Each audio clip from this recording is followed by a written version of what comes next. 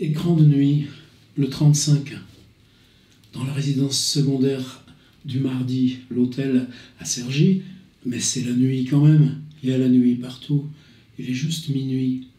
Écran de nuit 35, série Paul Tchaikovsky-Laurence, hommage.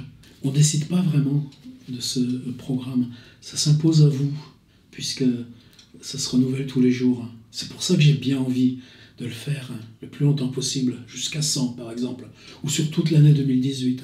Et donc, pour rester comme ça dans l'univers des livres POL et de son histoire qu'on a reconstituée avec Roger Laporte, autant de textes, Bernard Noël, Leslie Kaplan, ce qui s'est imposé, je maintiens le mot comme ça dans un univers large de choix, c'est un petit livre de Camille Laurence. Camille Laurence, ça n'a rien à voir avec POL. Vous savez, Laurence était le prénom de sa grand-mère. Je crois que Camille Verneau ou un nom comme ça, je ne sais plus. C'est pas grave du tout. Camille Laurence, c'est un nom d'auteur. C'est un nom d'auteur que moi j'ai découvert quasiment dès ses 2 premiers livres, via Jean-Claude Lebrun, je crois. Dans le catalogue POL, c'était tout début des années 90. Je m'en souviens parce que j'étais encore à Montpellier.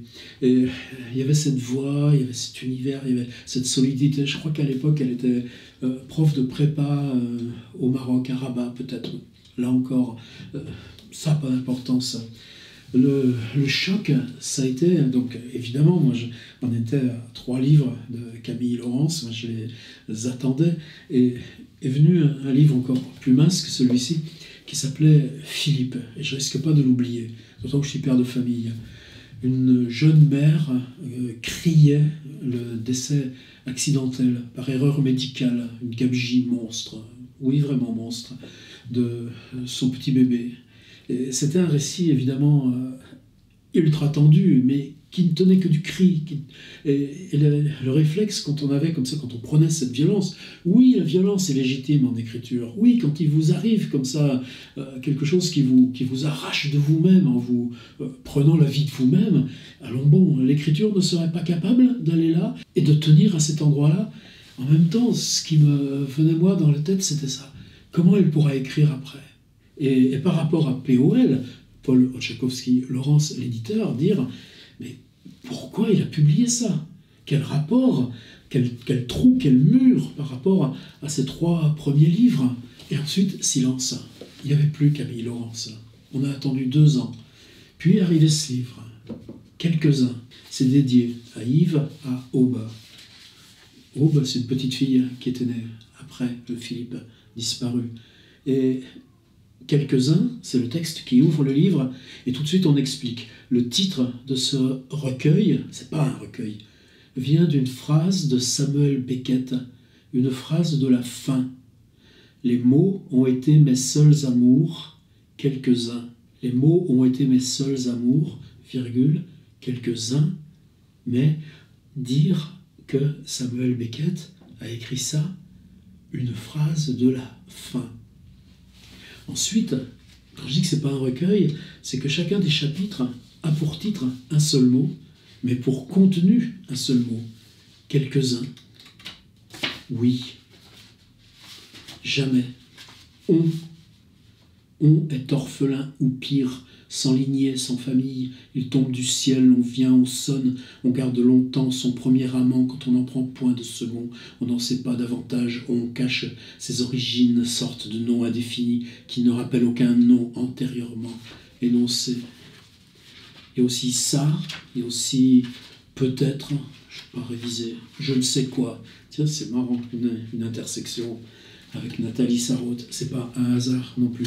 Je me souviens que, par exemple, le chapitre qui commence par oui, qui est très bref, vous voyez, c'est 2, 4, à peine 4 pages, comme ça, quelque chose qui doit se lire en 5-6 minutes. Ça commence simplement sur le fait que plusieurs tragédies de Racine, dont Andromaque, commencent par oui.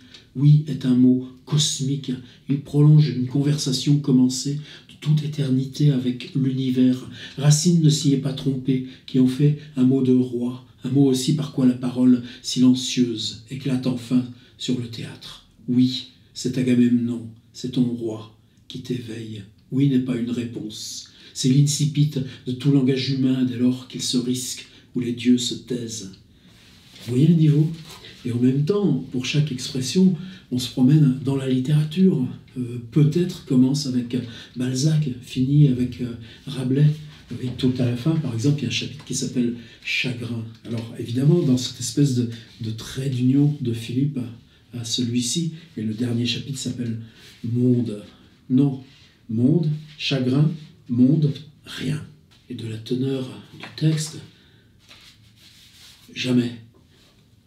Jamais est un mot qu'on répète, un clou qu'on enfonce volontiers dans les phrases pour les arrimer à cette pensée, jamais cernée, l'éternité.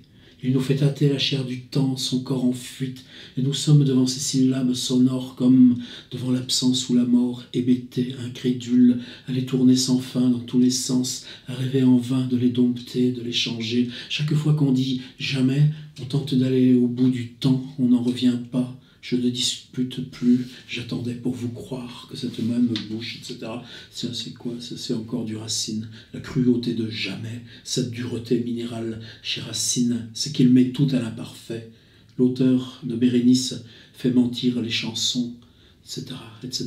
Jamais effraie, parce qu'il déroule à nos yeux l'étendue du temps. Jamais se dit de toute la succession des siècles et des temps, passés et futurs. Jamais... Quelques-uns, un livre pour moi que j'apporte toujours quand je fais travailler en stage ou atelier sur Nathalie Sarraute comme accompagnement. Comment la langue peut s'installer à l'intérieur des mots eux-mêmes. Mais vous voyez le contexte comme ça de ce livre et le rôle que peut avoir l'éditeur. Ensuite, Camille Laurence a continué ce principe. C'était une chronique dans l'Humanité, je crois, et ça s'appelle Le grain des mots. D'ailleurs, vous voyez, ça met encore... Il y a ce grain de folie et de beauté que tu sais que ça m'était dédié. Je retrouve identité, élire, partir, humanité, évidemment, croire, sens. Mais c'est plus la même chose. Auteur. C'est un livre solide, costaud aussi. Pour moi, les deux vont ensemble, mais c'est deux cercles concentriques. Le cercle qui tremble, c'est celui-ci. Philippe, je l'ai cherché, je ne l'ai plus à la maison.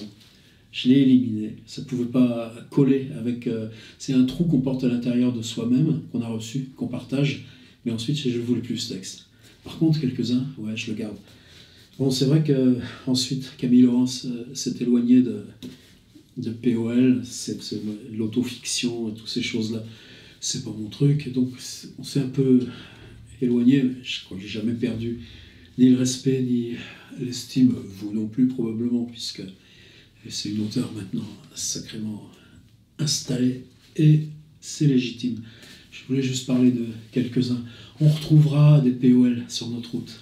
Mais là, je voulais que cette semaine, pour lancer cette série, on reste comme ça, dans l'hommage. Cette voiture qui lui est arrivée en face. Pauvre Paul, 73 ans. Lui qui avait tant d'élégance.